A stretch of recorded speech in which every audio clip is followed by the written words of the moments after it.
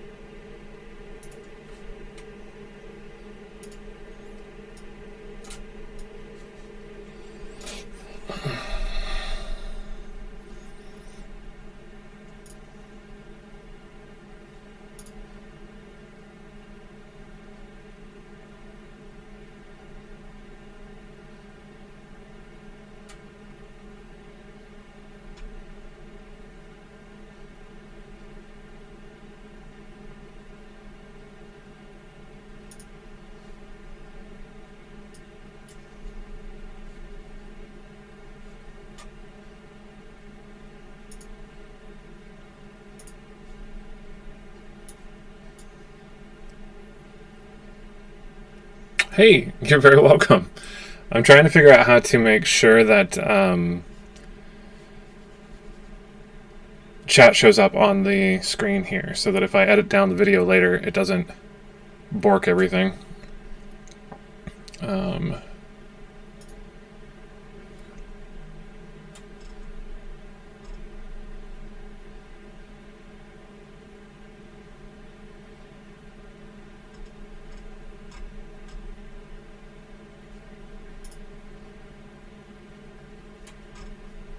Yeah, so.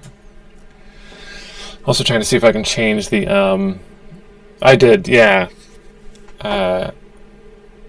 latency, because the latency is super high right now. Let me know if the audio is awful too. Do you celebrate Thanksgiving? Or did you?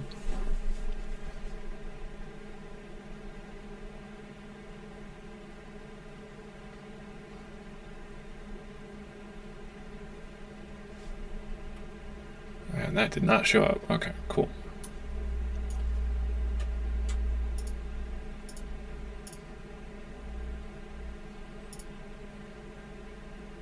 No.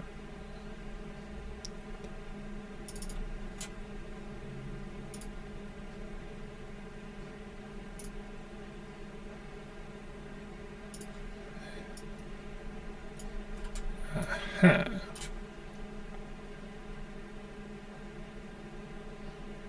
Right, why would it be?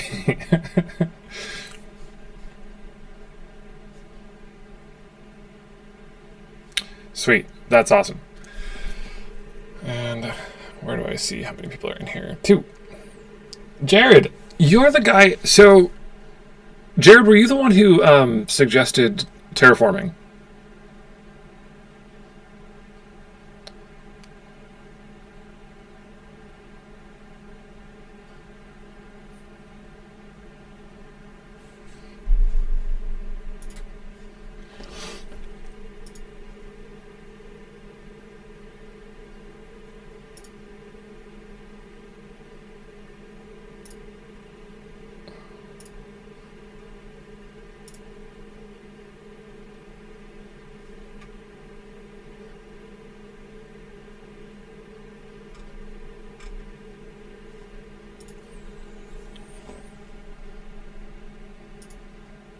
I'm trying to figure out if there's a better way to have this set up so that the delay is not as long.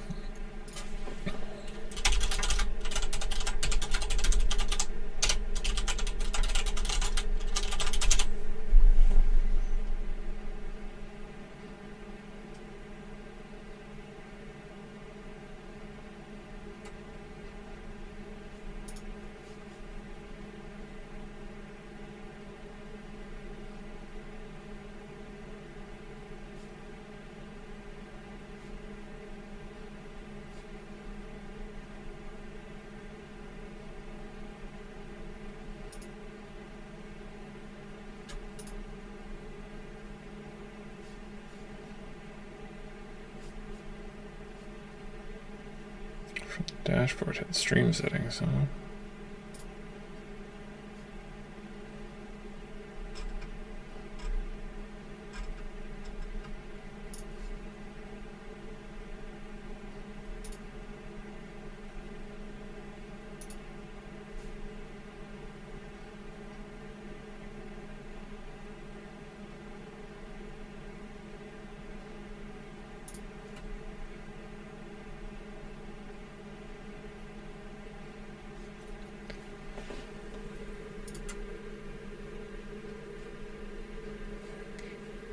Streams. Ah.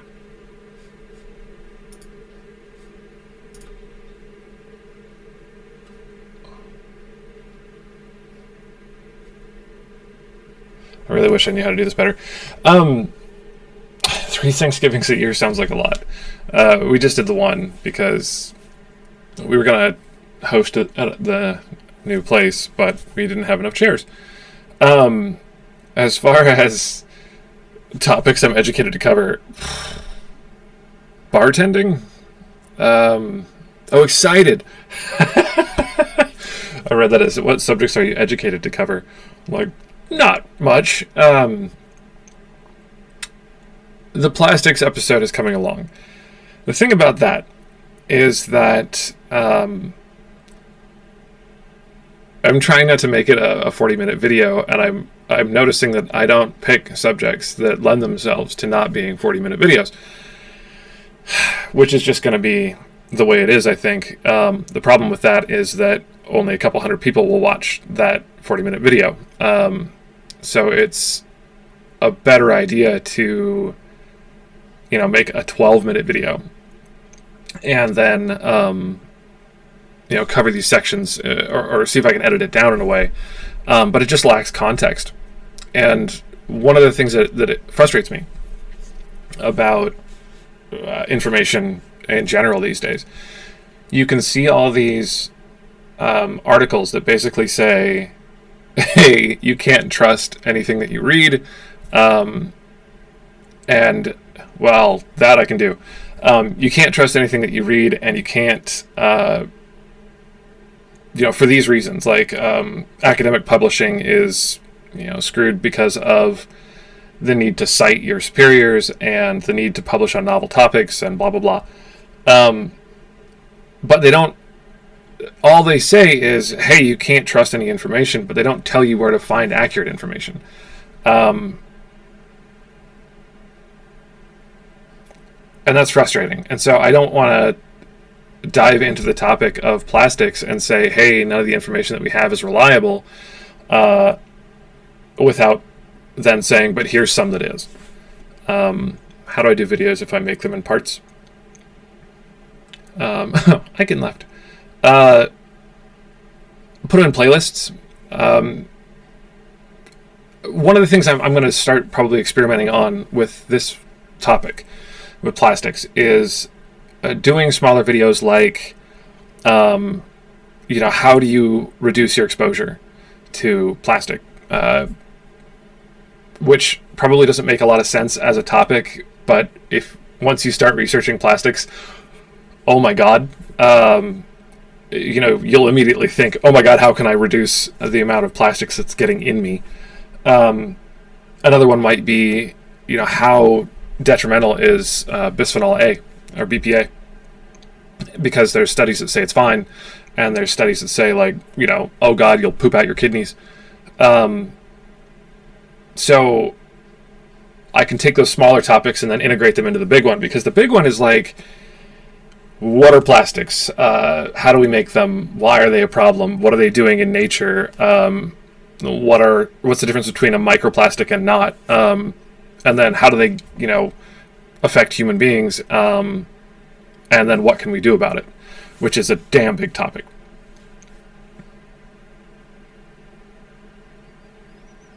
Yeah, I've been thinking about doing a video on how I do research, because I get that question a lot. How do you find Dr. Philip West's like, mother's death certificate with his handwriting on it? And then how do you trust, how do you know what to trust? And that's one thing that makes my videos take a long time, because I'll use plastics again as an example. So I'm trying to find out, how much plastics we've even created as humanity. And yes, and so nanoplastics are the only ones that can do that, Sausage S, and we don't know anything about them because we can't even detect. We don't have the ability. Our instruments aren't precise enough to even detect that crap. But so trying to look up, how much plastics we've created, or for instance, if bisphenol A is a problem.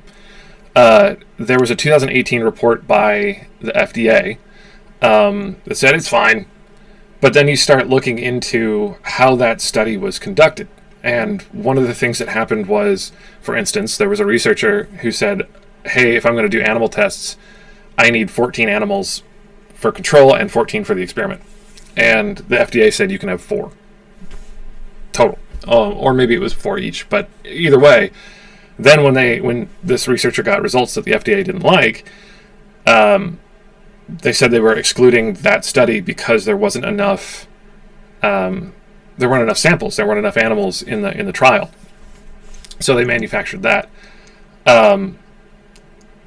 Also, there was a way that they were mandating feeding that stresses the animals, and if they're looking at this chemical's effect on stress, that's going to screw up the data. The other one that they found was that BPA increased risks of certain kinds of cancer.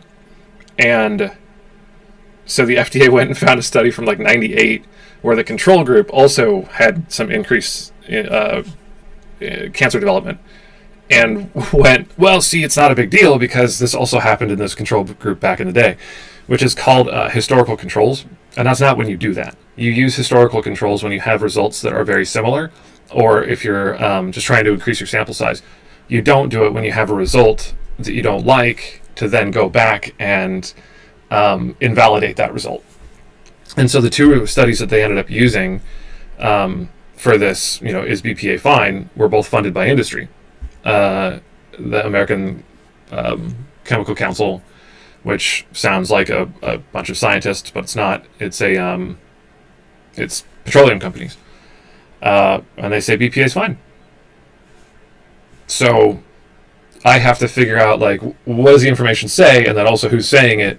So every time I learn something new, I have to, find a source of information, or find information and go, okay, that's an interesting thing, but wait, who's saying it? So before I can kind of put it in the video, I have to figure out if it's even reliable, which takes a long time. How do I? Oh, so Sausages, I hope I answered that. The paid for by whom? How do I live a good life? Are you talking about my life with what I'm studying, or are you asking me to give you advice about how to live a good life? Because, we can do either one.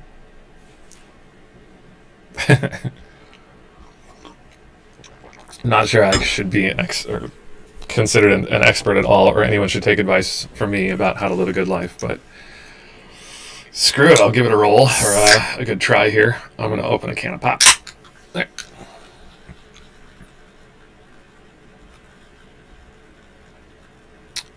Let's see, holiday drink ideas. You should look up something called, oh crap, a brandy. I don't know if I can talk about this on stream. I'm not sure if I'm allowed to. It's something like Cornelius or something. It's got cinnamon, nutmeg, heavy cream, and Crevassier. Brandy Alexander. Those are fantastic. So I hope, Nathan, that gives you an idea. Oh, he's not even here anymore. Shit. I'll send that to him.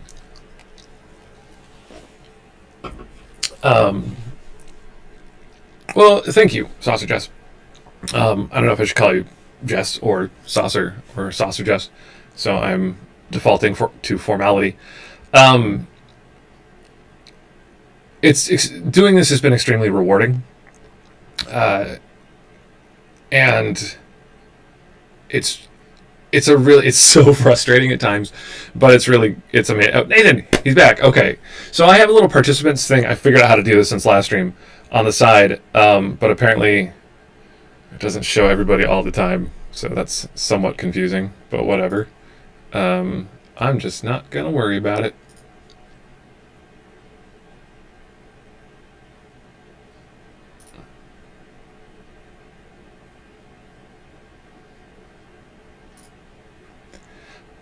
We can talk about hot toddies and stuff too, but those are pretty run of the mill.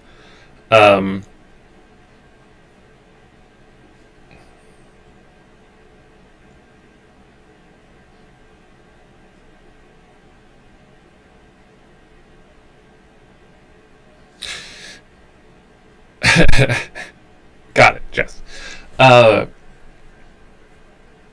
Yeah, you've been around for a while. I remember some of your earlier comments. I really appreciate a lot of you folks who've stuck around and been watching this since the beginning, especially through the long breaks. There's been a couple of times where I think one was I had a really successful video and then panicked.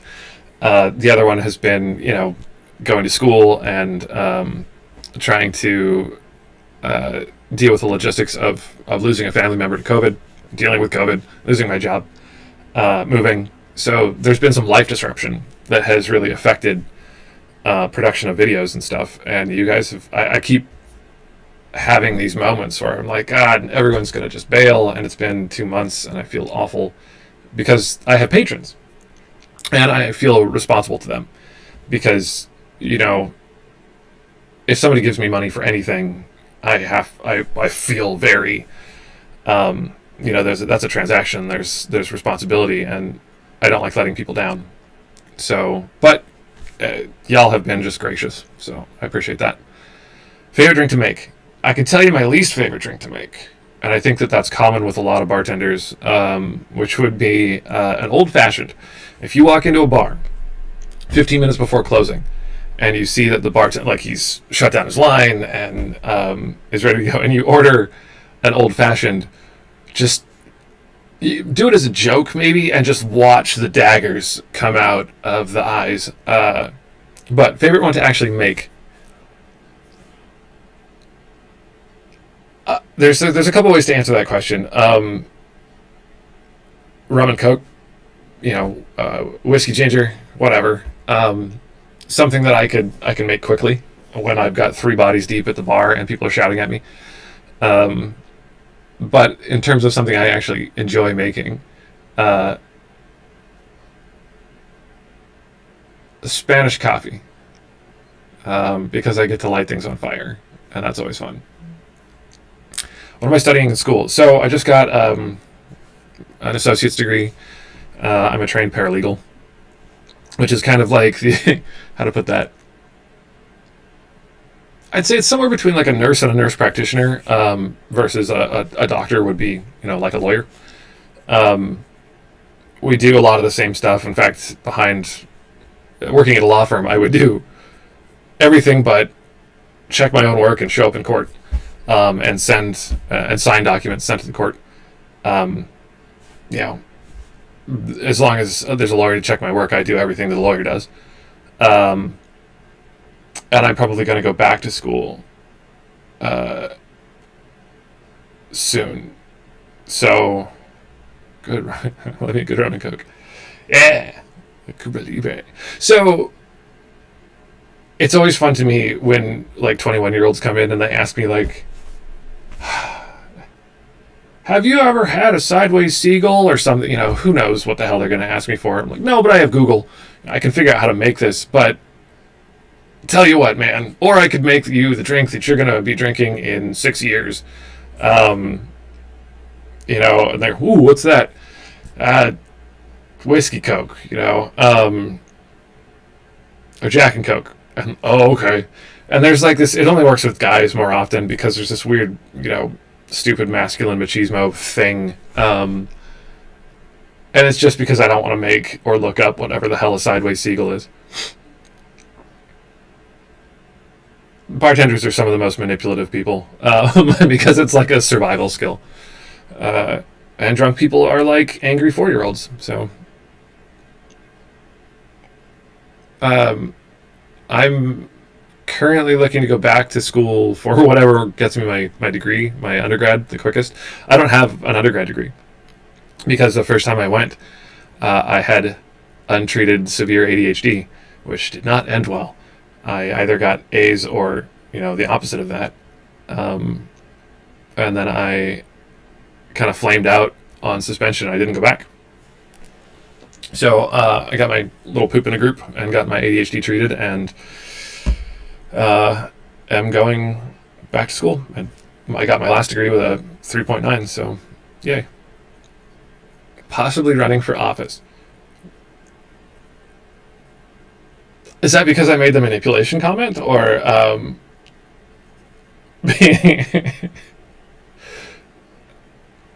I thought about running for office years ago, but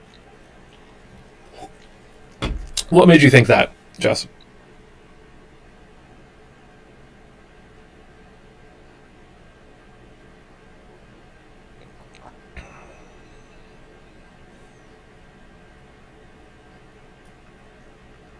It sucks because I can read your comments before I can respond.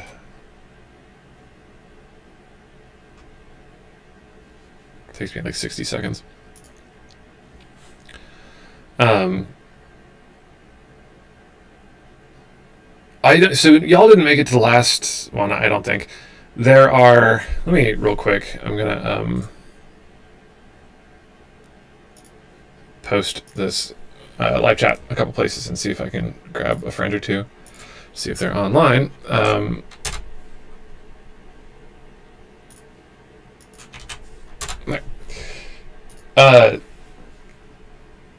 Oh, well, so it's an option.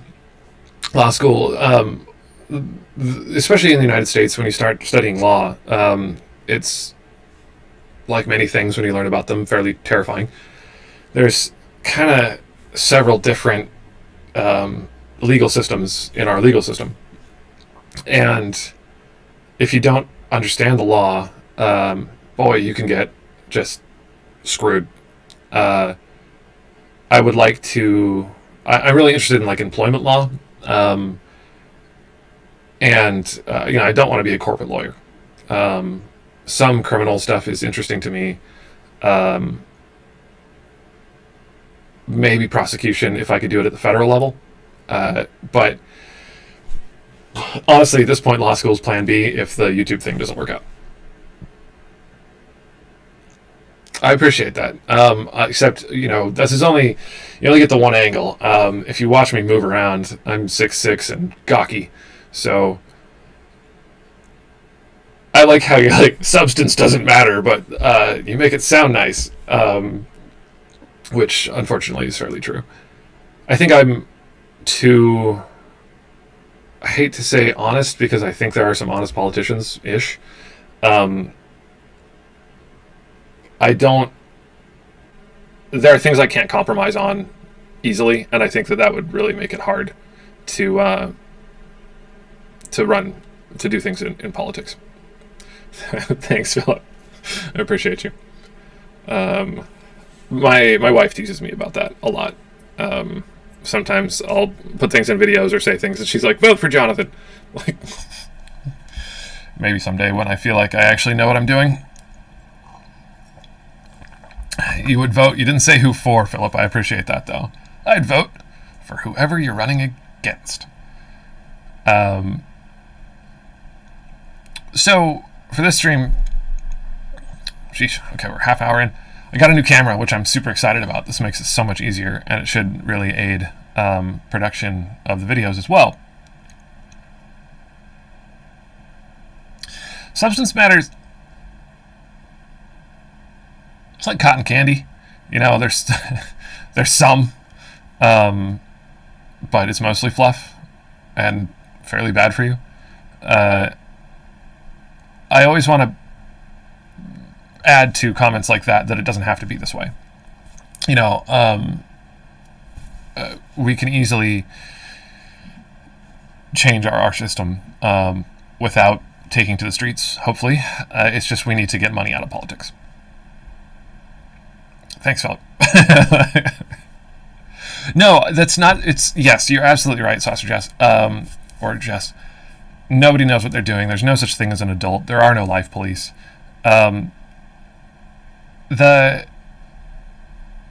The thing about nobody knows what they're doing is very, very evident, especially when you start to learn more about whatever. For instance, was looking at some climate change stuff the other day, and I don't know if you watched the other streams. I kind of hope not, because I'm going to cover some of the same things. But so I was trying to look up how screwed we are, what's coming. The angle on it was basically, where's the best place to live to ride out the next 25 years of climate change. And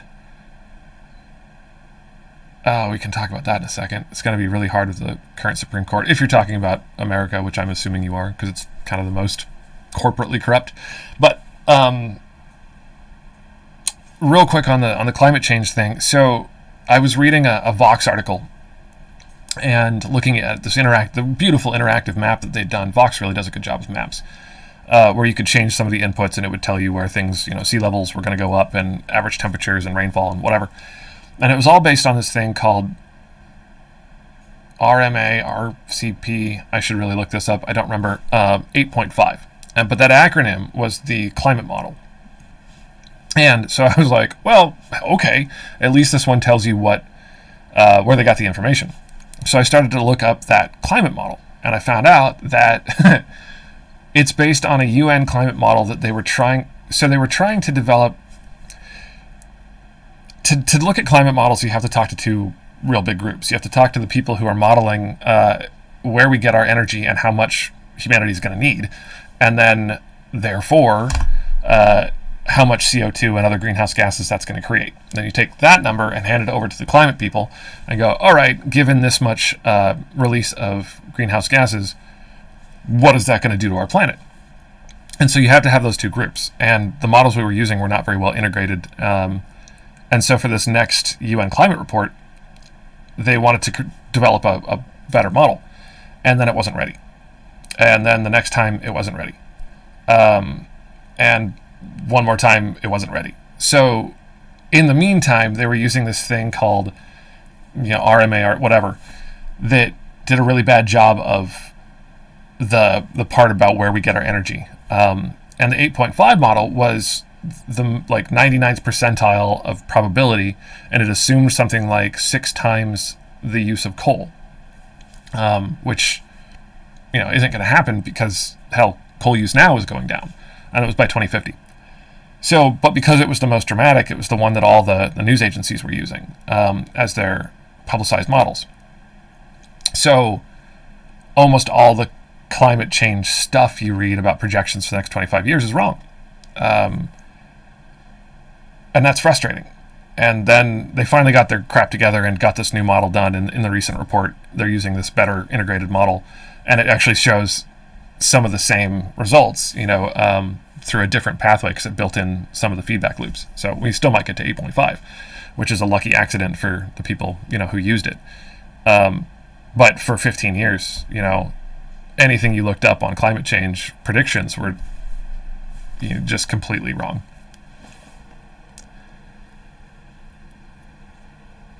Redistricting Texas is so weird. The control of textbooks is huge in Texas. The energy grid. They do a lot of odd things in Texas. I do like that. So do you know where the "don't mess with Texas" saying came from? I'm assuming if you're from there, you might. I guess I don't want to wait 90 seconds for the punchline to this. If you don't, I'm pretty sure it was a anti-littering slogan. So, something you put on the side of highways that say, "Don't litter. Hey, don't mess with Texas." So when people come up and say, "I'm from Texas," don't mess with Texas. Well, you're quoting Smokey the Bear a bit, essentially, which I always found funny. Yeah, well, yeah. Texas is a good...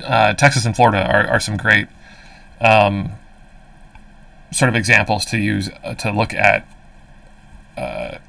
what happens with money in politics and a lack of checks and balances.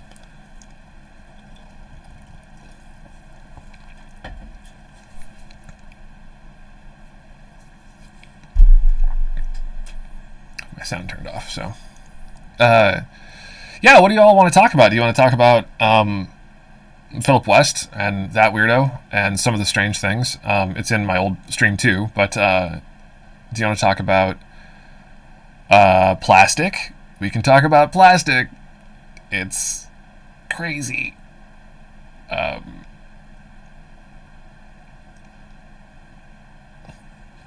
Yeah, great. That's so funny to me. That's like saying, like, people from Colorado are tough. Only you can prevent forest fires. All right. Texas is always weird. There was I don't mean to just bash Texans for a second. Right. Thank you for saving me from my tangent there, Saucer Jess. How do we get money out of politics?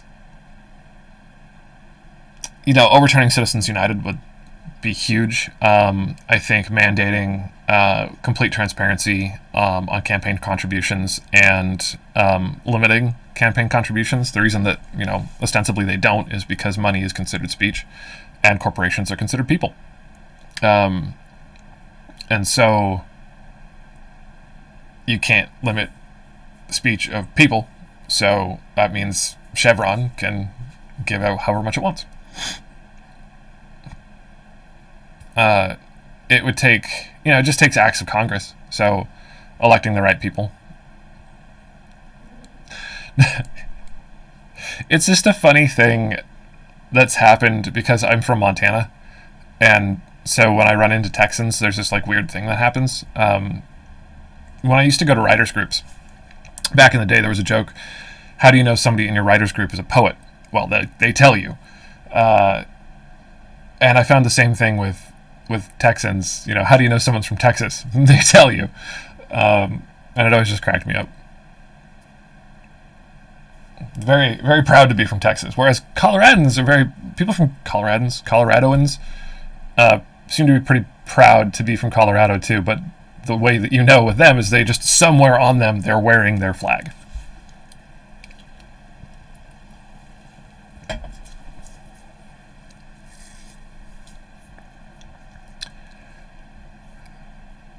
Yeah, Abbott and Cruz are some real, amazing folks. There has to be consequences, though, and there has to be transparency. So anything that moves us toward transparency, and you could do it by getting money out of politics by not having the reliance on campaign contributions, and total transparency in those contributions would be a start. So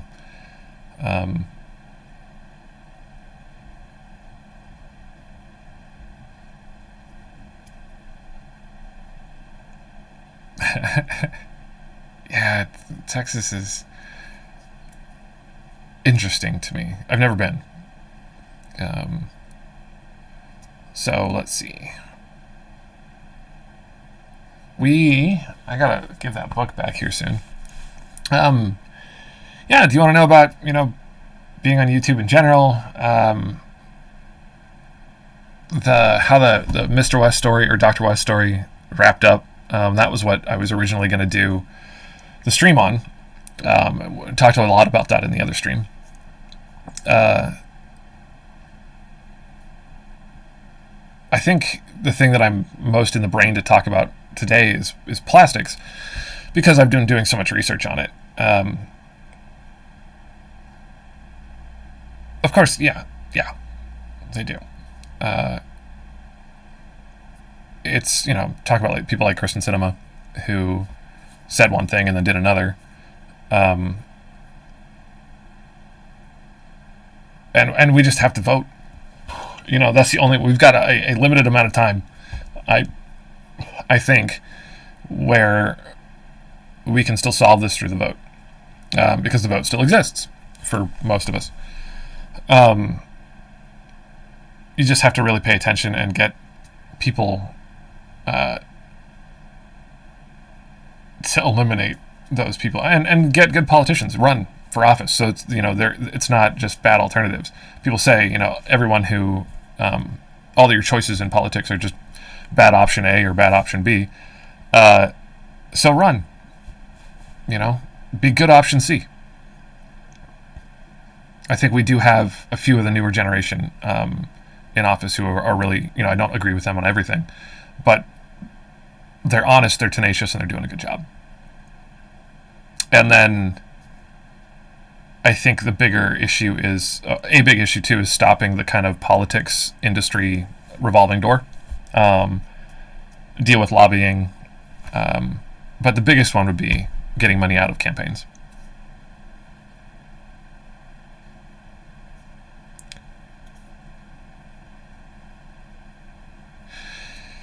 Yeah, that's all it is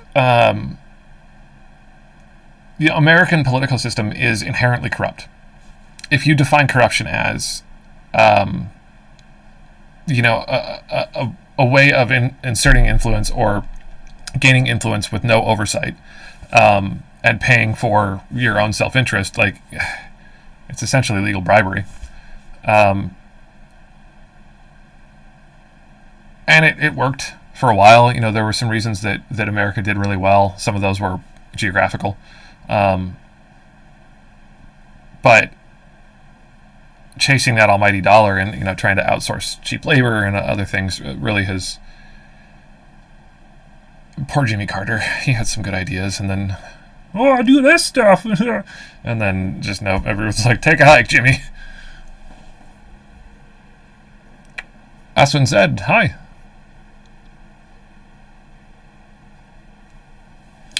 It's an education problem too. Voting in your best interest, the divisiveness of single issue voters. There's a reason that you don't want to fix. I don't want to get, gun control, for instance. Same-sex marriage for a long time was too. It's the image you can harp on, or the issue you can harp on to try to just motivate your base. And a lot of people, so many people, I don't like Trump, but I just can't let X happen. And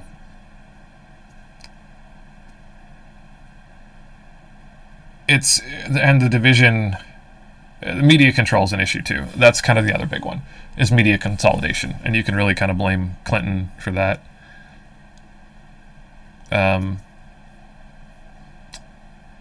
For instance, like Great Falls, Montana, you can't. I think the radio stations, you can barely pick up NPR. Any McDonald's is going to have a big TV with Fox News playing. So if you want any viewpoint based on some sort of objective reality, you're going to have to go online and learn how to get it. And if you live there and don't grow up with that, it's going to be very hard. Or if you grow up with that and don't, how are you going to learn how to get independent information and vet it? So there are a lot of people in this country who are really angry because, of course, they are. They're being told everything's on fire, you're under attack, and it's those people's fault.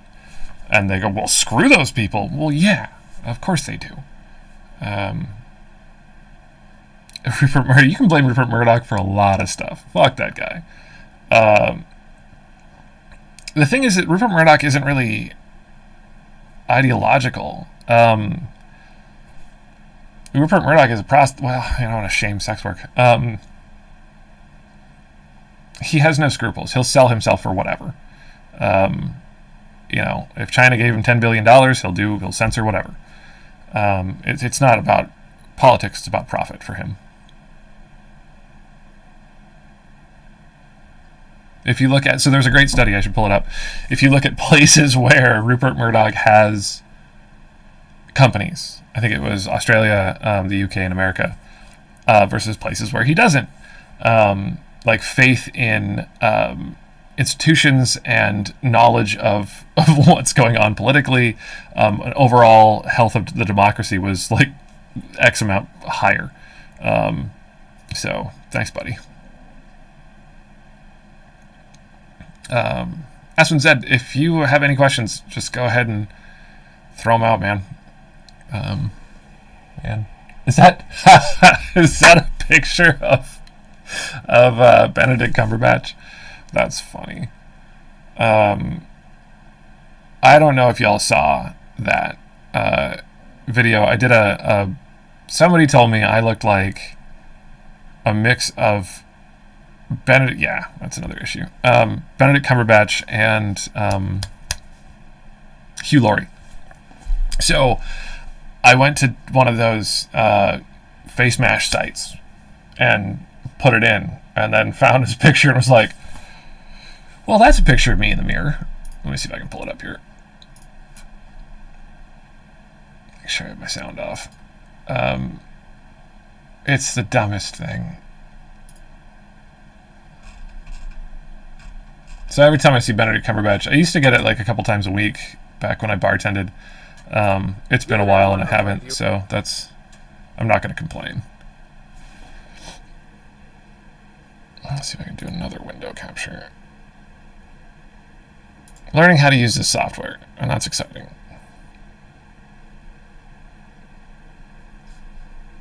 Viewers told me that I looked like a combination of Benedict Cumberbatch and Hugh Laurie. So I went online, found a couple photos, found a face mash website, and squished them together. Let's see how it turns out. Just gonna grab this one. Oops.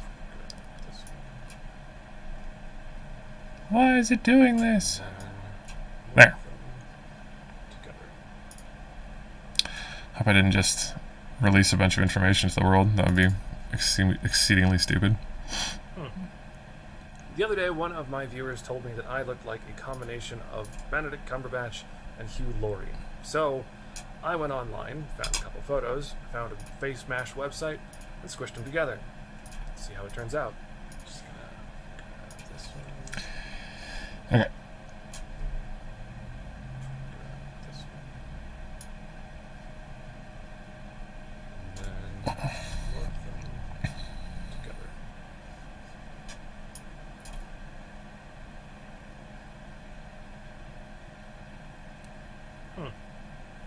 The other day, one of my viewers told me that I looked like a combination there was that. of Benedict Cumberbatch and Hugh Laurie.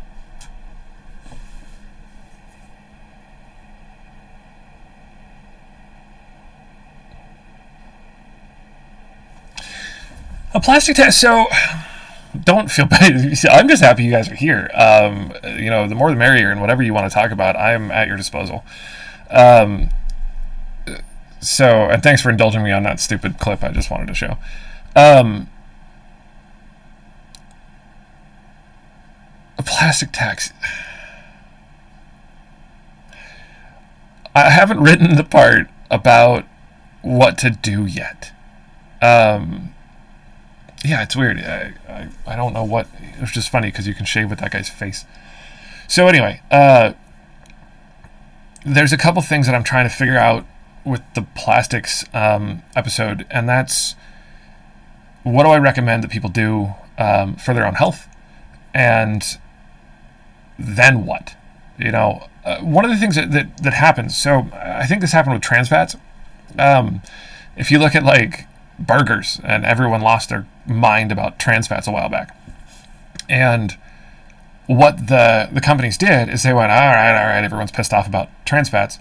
Let's figure out what another chemical or ingredient that does the same thing, tastes the same, whatever, but isn't a trans fat, and use that.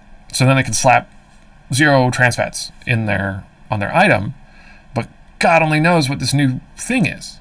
So until someone starts reporting on that and what the problem is there, they just use it. And we're seeing the same thing with like biodegradable plastics that are more toxic, and like bisphenol, BPA, a plasticizer, probably the same thing with phthalates. when we start to lose our mind about that and go regulate this thing, you can't have phthalates in your product, they go, okay, and they just find some other chemical that does the same thing and throw that in there, and it does God knows what. So we really have to overhaul our process of how we even make consumer products. And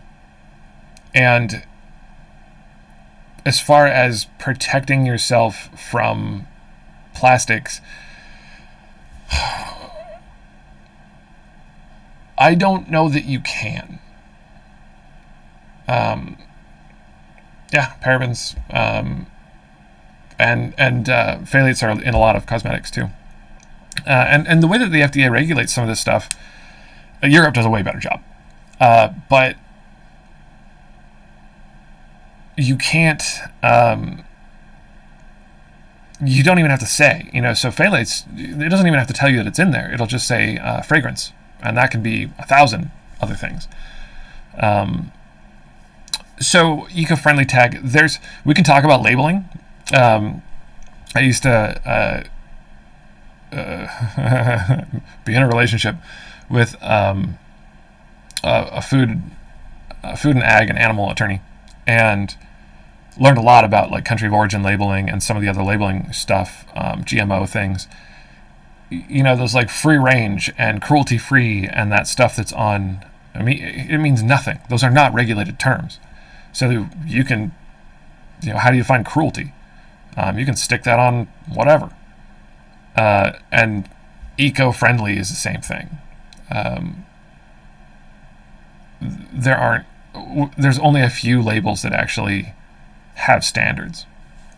Organic is one, but there's loopholes. One of the other things that there's just so much to know, so when you talk about plastics, there's this chemical, I can't remember the name of it, but it lasts forever. It's a grease and water barrier coating that they put on things.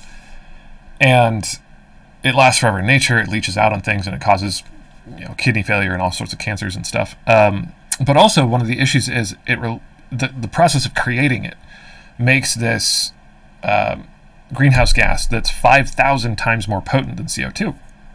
And in fact, this gas is banned under the Montreal Treaty.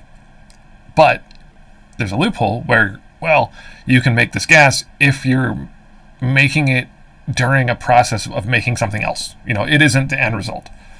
And there's a company in Decatur, Alabama, that released so much of this stuff that it was the equivalent of driving 125,000 cars for a year. I think Decatur's population is 48,000. And so one of the things that's frustrating is that even when you think you've regulated this stuff, there's always loopholes and that they get around it. One of the ways that they did that with the labeling, with GMO and other things. And then there's hierarchy of law. So if you get state laws passed and then the federal law passes, it'll just trump everything below it and wipe it out. And there was a federal law that said, yeah, you have to label it. And industry said, well, what if we label it with a QR code? And they went, okay. So there's some information on stuff, but it's a QR code, and who the hell checks those? So it's just whatever they can do to hide it from the consumer.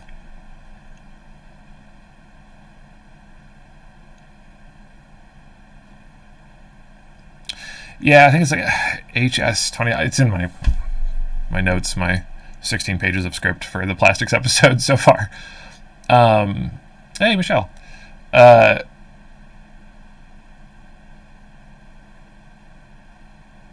Some of the issues with plastic, and you talked about nanoplastics and QR code. So nanoplastics are defined as anything below 1 micron and down in scale, and microplastics are anything 5 millimeters down to 1 micron. And to give you a sense of what that is, 1 micron is, I think it takes 40 microns for you to be able to detect it with your eye. I think a human hair is, if you're a brunette, 70-ish microns across in diameter. A fat bacteria are like 1 to 3 microns. So microplastics can be that small. red blood cell. It's like 8 microns.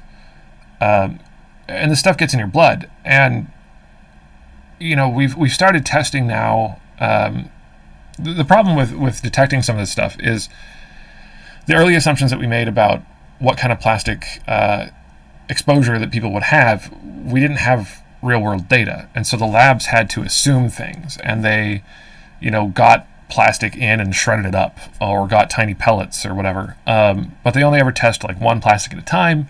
They don't test, they're usually uniform in shape, and they're often tested on animals. You can't really test this stuff on humans. So the data that we have is really flawed and brand new. We haven't been testing this for that long.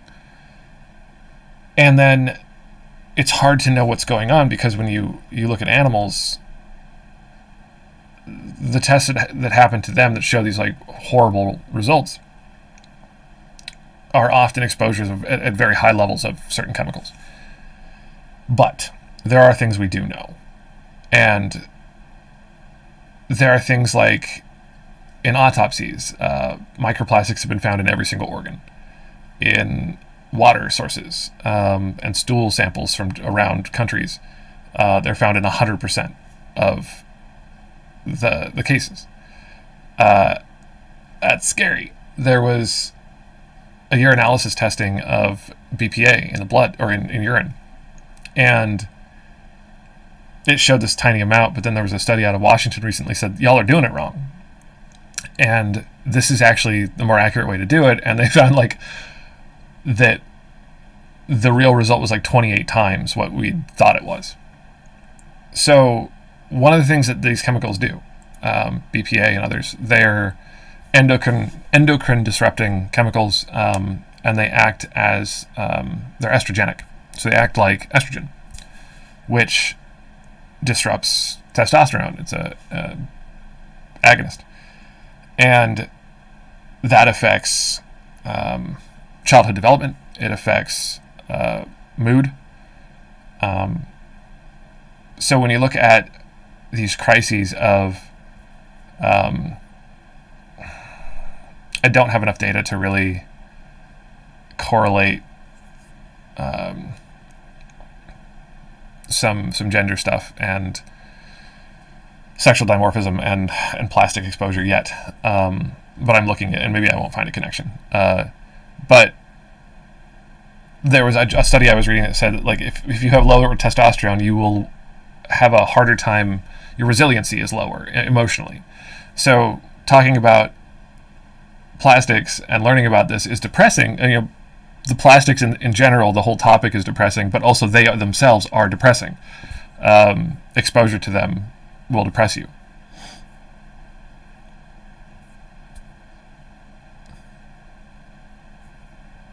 Yeah, and I think the same thing is true with plastics. And I don't know, so I'm trying to make it, I think the way that I'm presenting this is the adventures of, a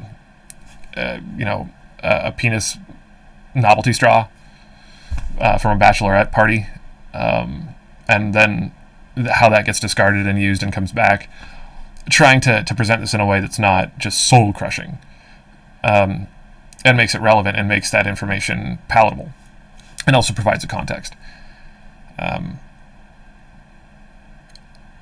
One of the things that we're finding is that the way that this plastic gets into you is it's in your water, it's in your air, it's in broccoli. So there's really no way to hide from it. And so what do you do? This is such a big problem that you can't just vote for it with your wallet. You can't, I'm going to buy this, not that. And, I'll get milk in glass bottles. Fine. What do you think the tube is made of from the udder to the milk vat? That's where a lot of the phthalates and things get into this. So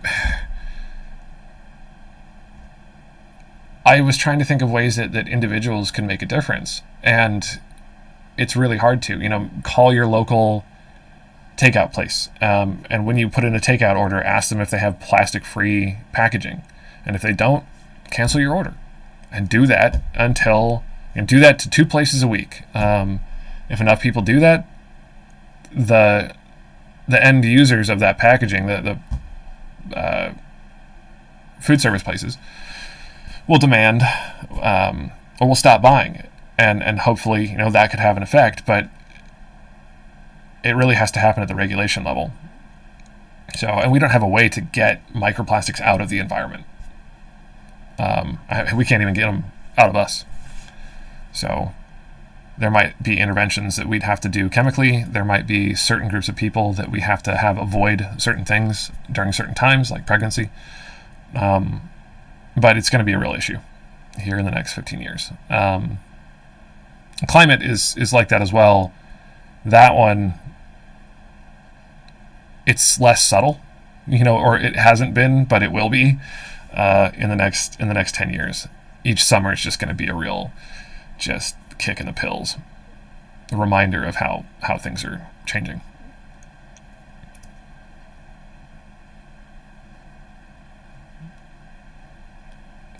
And both of those situations are we can't go back. Things are it's not, well, what if this happens? No, we're already screwed. It's just how screwed. And I would prefer to be less if we're going to go over a cliff, I'd prefer it be 10 feet than 75. So there are things we can do to make that less catastrophic, as individuals and as a society. So people need to get uncomfortable, and when middle classes start getting involved and getting pissed off, who has the purchasing power?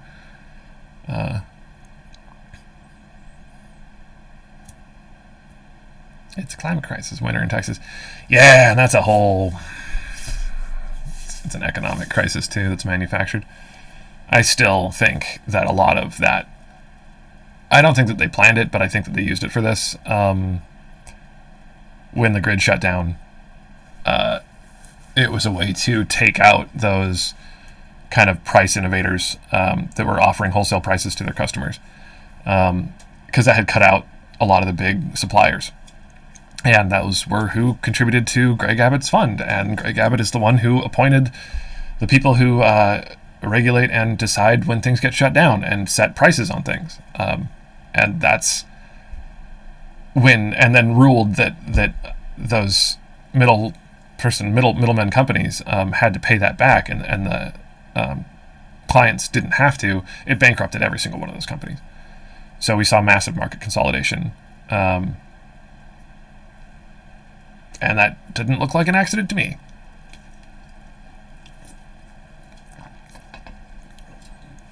Yeah, I mean, or in Arizona, or in the South, every time a hurricane runs through, these disaster fatigue, I think, is going to happen too.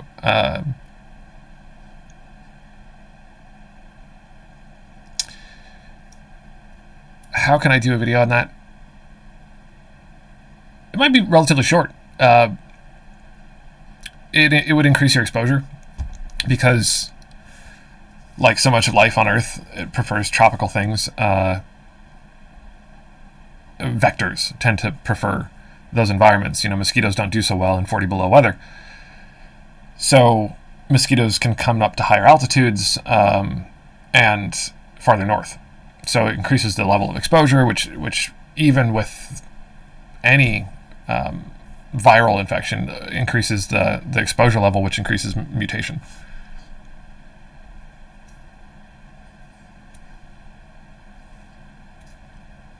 Yeah, well, it wasn't even that they still had power. It was that I did a video on it. Did I just lose a light?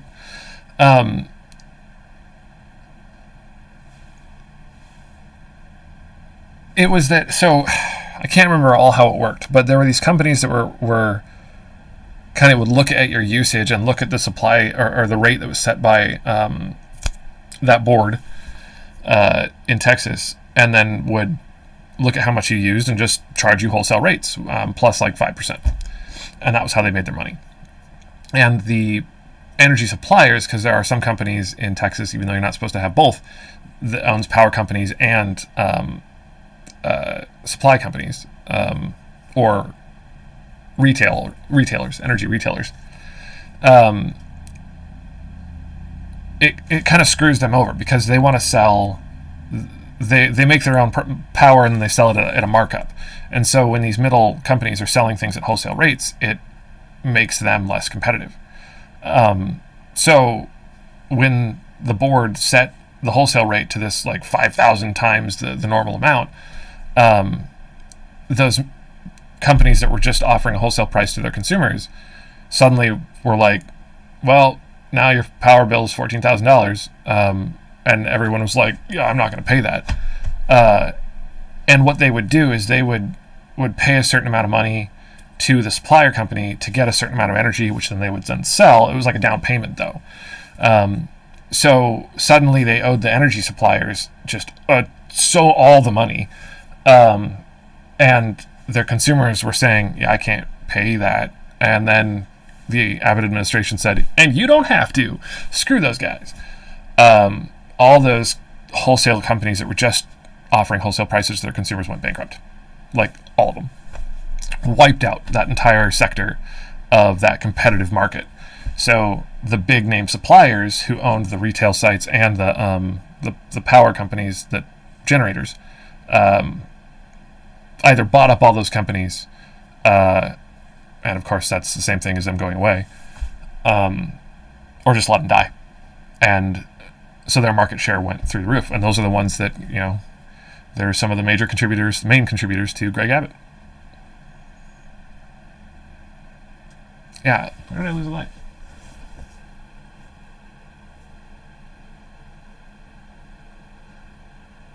I don't know which one went off. Alexa, turn on studio light. I don't think it was that one, but whatever.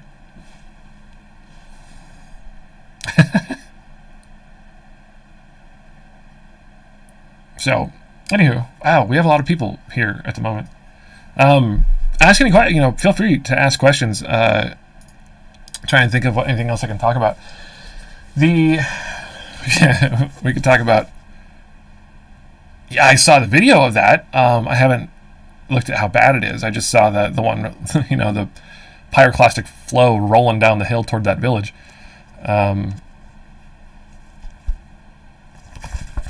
I do want to mention just one thing bears repeating. Talking about the Mr. Right and Dr. West story real quick. I think this is having a hard time auto-correcting for light. Maybe I should... Come on, thing.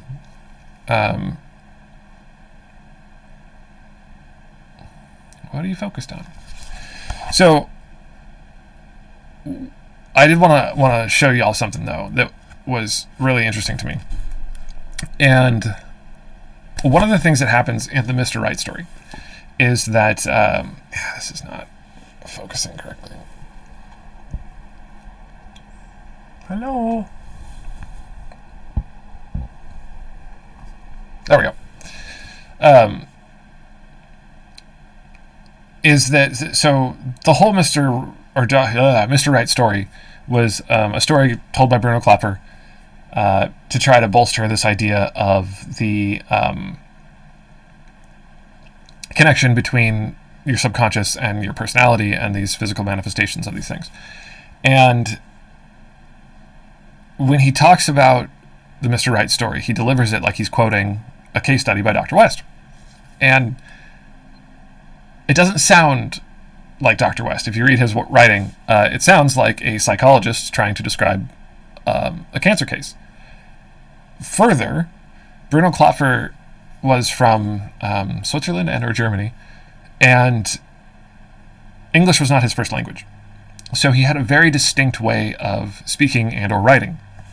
And the quoted part of the Mr. Right story in that speech sounds a lot like the way that Bruno Klapfer writes.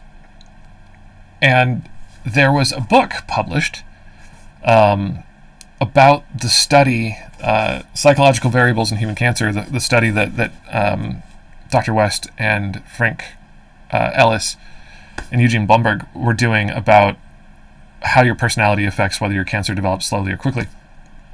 And there was a symposium at UCLA where there were a bunch of speeches and stuff, and then they turned it into a book.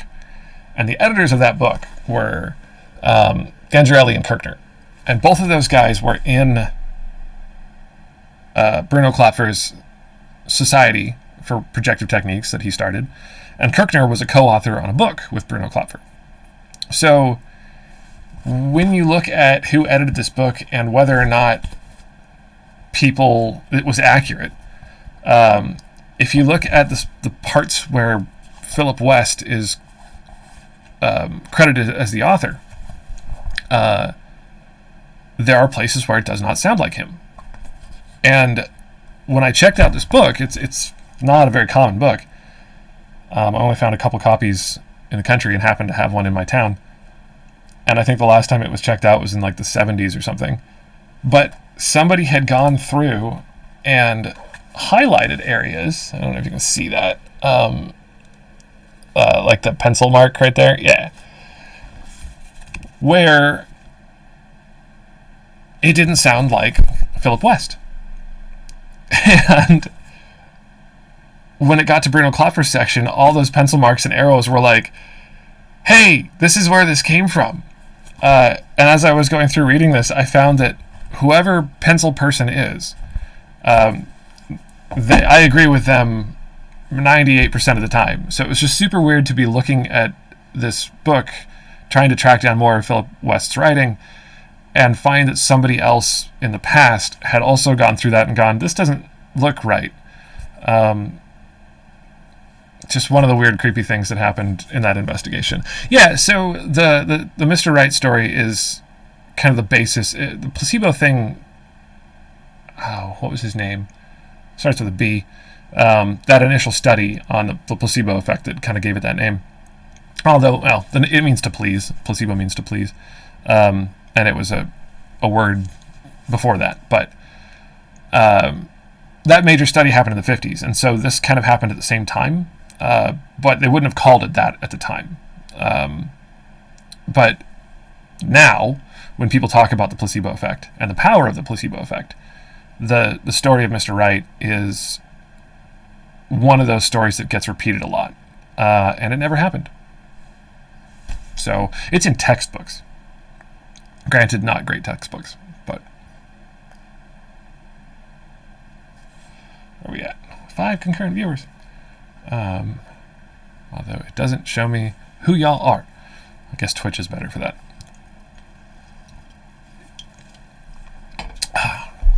What else y'all want to talk about? I thought I can cut you loose and go back to researching depressing things that I will then try to write up and give back to you in a non-depressing way.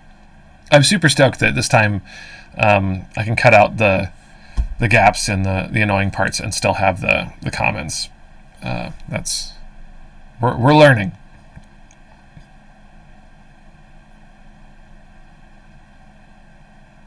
Yeah. I've been very lucky to be able to have a studio now. I got a new light, which is awesome. And sound dampening, like acoustic foam and things, and a new camera, which is going to be huge. I don't have to touch my phone every time. So I'm really excited to get back into production. Folklore. What about folklore? What is that podcast? Lore is, which actually, it's a fine show.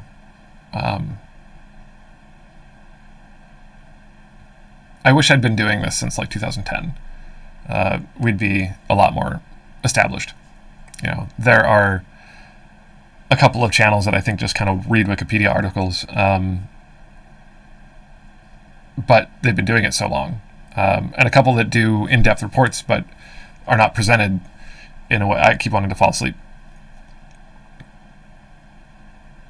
I don't have many thoughts on it. I think it's awesome. I'm really excited to have that happen and read about it later. I've been so focused on. It's funny. I used to have my finger on the pulse of just what was going on in the world so much more than I do now, because I wake up, I get medicated, and then I just focus, or try to, on whatever topic I'm researching. And I'm trying to get back into the habit of kind of my normal news haunts, where I cruise around the internet and go, what's going on in the world?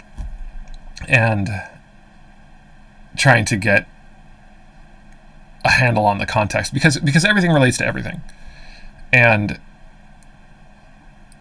okay, there's a supply ship crashed in the Suez Canal. Fine. Now that's going to, what does that say about the middle class in China? And how the tenuous ways that our supply chains are built. And how does that relate to inflation now? And so those things. But as far as the National DART mission, I think it's amazing that we're moving in that direction. I think it's a good, high-profile thing. I think that and the James Webb Space Telescope are going to be really useful for giving people something else to think about. I do know that NASA is also changing the way that it does some of the experiments and some of the development of how it does things. Basically shifting a little bit toward the SpaceX style of build it and break it, and then fix whatever was broken, and then build it again. This iterative thing. And one of the somebody in charge, said it'll be interesting to see how the public relates to this, because they're used to NASA succeeding. So, but, as a society, I think we need to try to change how we think about failure. It's the best teacher. No Way Home. Is that the new Spider-Man movie? I just got a new TV for the first time in, yay Black Friday. We went nuts. So I saw a preview for that, but I have no idea about it. I like that squirrely little guy. I don't remember his name. Who plays Spider-Man. He's fun to watch. I hope that's what we're talking about, because otherwise I just said that. Okay, friends.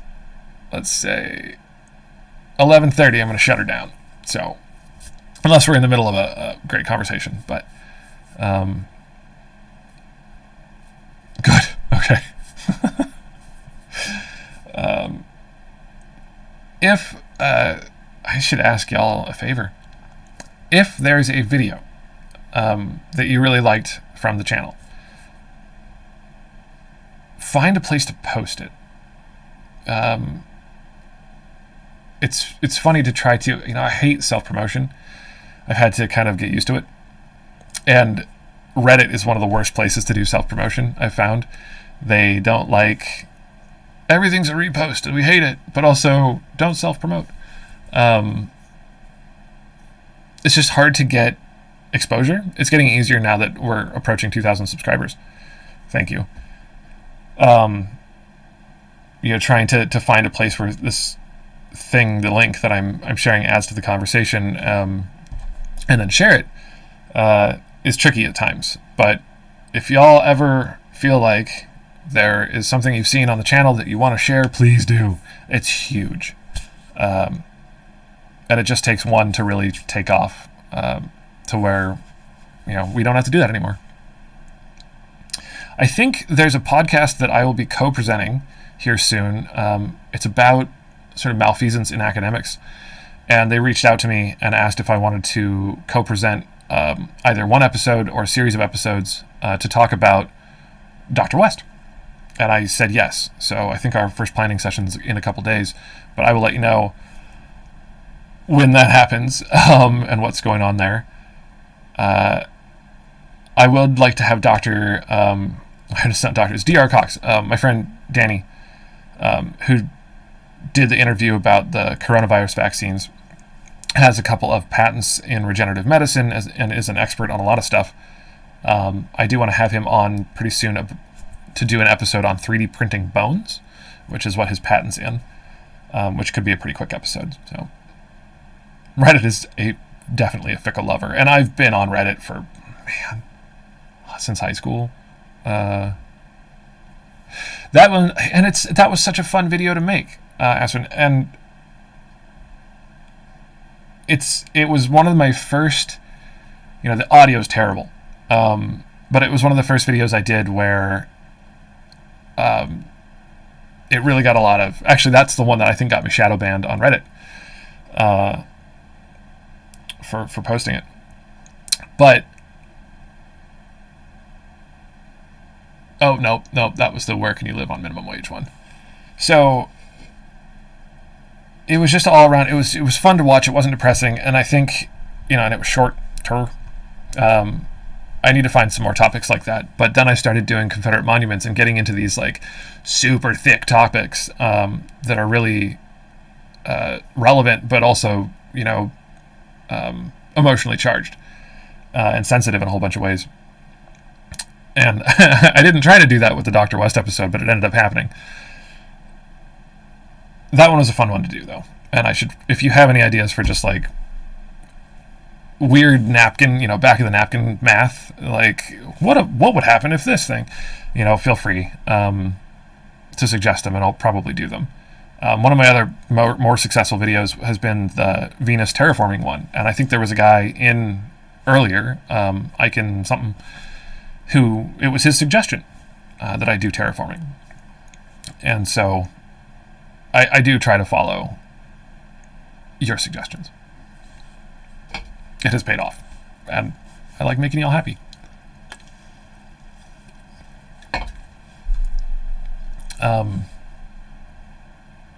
What do you think about No Way Home?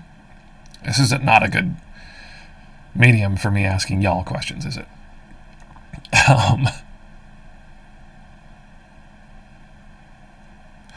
One of the things I might do is edit these up and this one now has the questions on it, so never mind. How do you all feel about me reaching out to experts and doing either live chats with people, others, or that's the one, thank you. You're so helpful. Or doing more interview style stuff. It's sure convenient for me. I'm never going to do away with the deep dive episodes.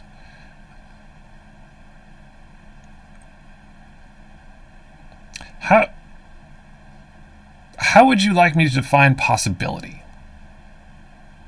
I have a good friend of mine is I should link her. Her name is Sarah Rugheimer. She is an astronomer and does exoplanetary research and looks for extraterrestrial life through light phasing through atmospheres stuff. I'm not learned enough to talk about it, but she did an episode on, I believe, the Discovery Channel that came out recently that talks a lot about searching for life on other planets, and it's really recent. I think you would really appreciate it. Let me see if I can find it.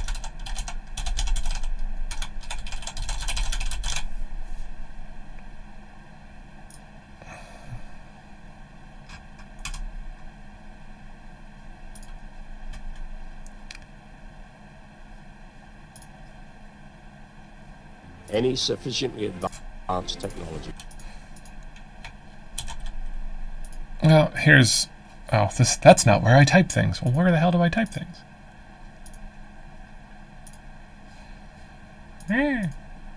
Oh, right there. So, that's a great place to go learn more, and it's kind of cutting-edge science. I went to high school with her. She's wonderful.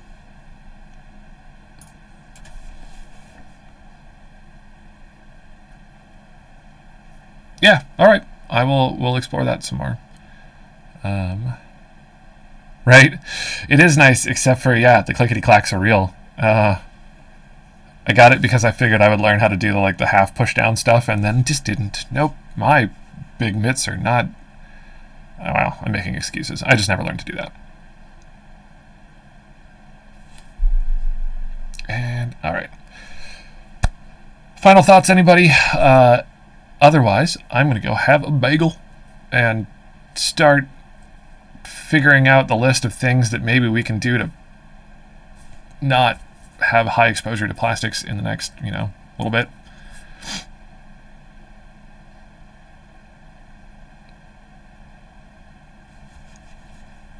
Awesome. Oh, I should ask. I haven't done any of the ASMR stuff. I don't even know what that is.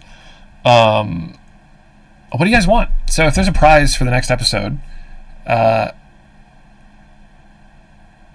been thinking of some book, a gift card for this amazing spice company that was kind to me, and a shirt. But that's all I've thought of so far. So if you have other thoughts on that, feel free to type them in. Any book recommendations? Oh God, fiction or non? Yeah, no, I almost forgot, Jess. I'm glad I woke up early today. I thought it might have been yesterday, and I remember that at like 2 p.m. I was like, oh no. But double checked today, and yeah. Yeah, I have so many book recommendations. He said overconfidently. It just depends on if you want to read fiction or not fiction.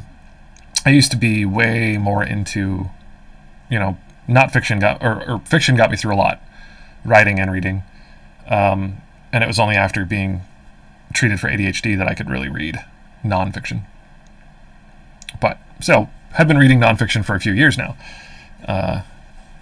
Nonfiction. So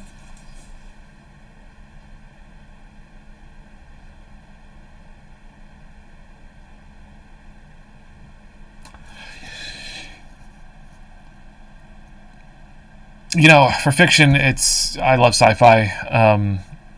Anything Patrick Rothfuss, John Scalzi, Orson Scott Card, some of it, even though he turned into a Nazi. Ooh, that's a thing I shouldn't say.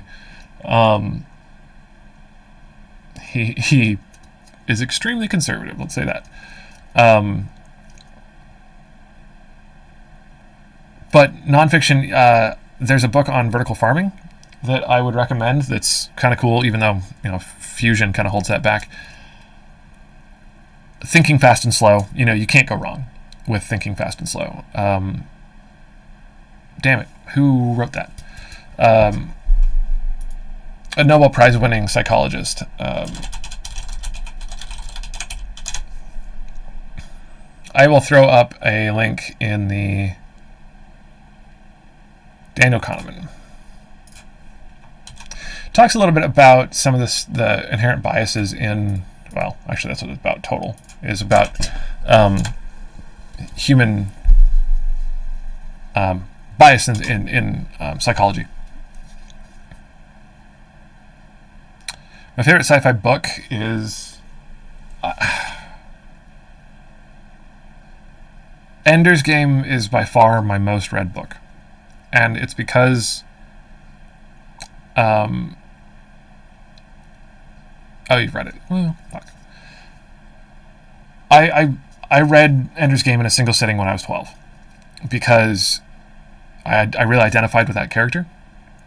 And he was a character that, you could really look at as a role model, and for somebody who desperately needed a role model, that was compelling. And that book made me want to be a writer. It's really, it was really depressing when I learned more about Orson Scott Card later on. Dune is kind of enjoying a renaissance right now, but that book is amazing. The first one, or the first three. I guess it's the first bound book though, and it has 3 parts.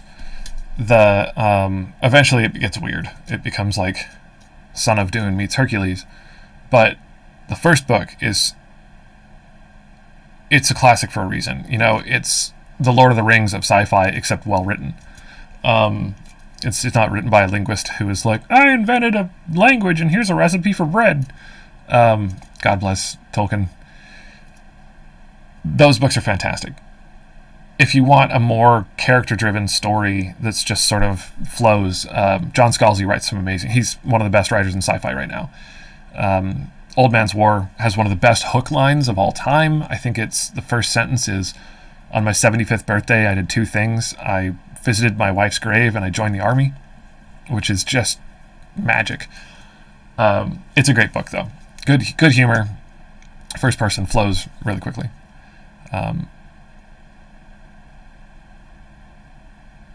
So here's the thing about Ender's Game. I'm going to do some conspiratorial thinking real quick. In this story, there's, spoilers. So if you haven't read Ender's Game, get out. In the story of Ender's Game, there are two, Peter and Valentine, and they embark on this crusade of manipulation, public manipulation through their identities on the nets. And the two characters that they adopt are Locke and Demosthenes. And Demosthenes is kind of a political demagogue, and Locke is, on the treatise on the rights of man and stuff. Very thoughtful and principled. And the idea being that it'll appeal to both groups of people. And then you have Peter later on as the hegemon making this extremely liberal society that is all based on like press freedoms and all these things and freedoms for individuals and not a lot of discrimination and the way that you get to one world government is like this voluntary plebiscite thing. But it all required Demosthenes to drum up the base and kind of keep people incited and rabble-roused until that final moment where Demosthenes could aim that crowd at one of Locke's goals to unite things and actually have this all come together. And I don't know if Orson Scott Card is playing a part. I don't know. He wrote a book called Empire that has friggin' what is that guy's name with the liver spots? Bill O'Reilly. It has Bill O'Reilly as a protagonist. Bill O'Reilly is an ignorant sex offender. Also things I shouldn't say online, in my opinion. He, that's the same guy who wrote Ender as a character? Damn. So either there's some amazing cognitive dissonance going on, which is, human psychology completely allows for and would be the more likely scenario, or Orson Scott Card is playing a damn deep game and maybe trying to live a little bit of his fiction and is engaged in some rabble-rousing. I don't know. Or I just really don't want one of my heroes to end up that way. So, that's my conspiracy. On that note, we'll see if that makes it in. I'm going to go. So, I super appreciate everybody showing up. I think there's 4 of you on right now.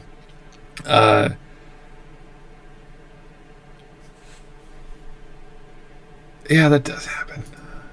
Oh, that's not where I have to... There. Was there another one of those? No. Possibly. I'm going to try not to be ageist because I'm getting old.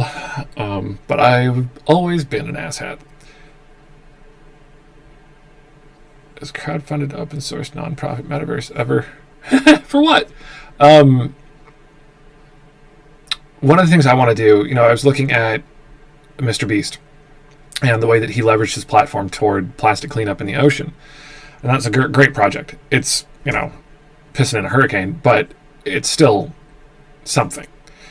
And the more effective thing to do would be diverting plastic from getting into the ocean in the first place, cutting off that supply, instituting waste collection and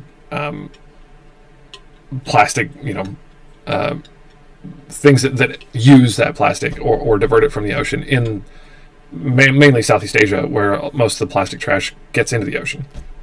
And I don't know that there's nonprofits to do that. So I need to look that up. But that would be a way more effective charity and nonprofit to support. And if it doesn't exist, maybe I'll start one. I don't have the platform Mr. Beast does, but that would be something worthwhile. So, yeah, y'all too, Philip. If you are who I think you are, feel better. And also, thanks everybody for showing up. Yeah, I'm going to go. I really appreciate y'all. You're the only reason I get to do this. I hope that my efforts will continue to be appreciated. And I think I'm going to move to every 2 week live stream schedule. I think every week I'm not on, I'll post a thread for questions. And then the next week I'll do a live stream and talk about some of those. And we'll just get in that habit. So I'm thinking about doing some shorter episodes that are about, like BPA and how to avoid plastic while I'm working on this giant marathon deep dive, just so there's some content out. Maybe call it Miscellaneous Monday or something. But yeah, I hope you all have a great day. Stay safe, do good things, and I'll talk to you soon once I figure out how to turn this off.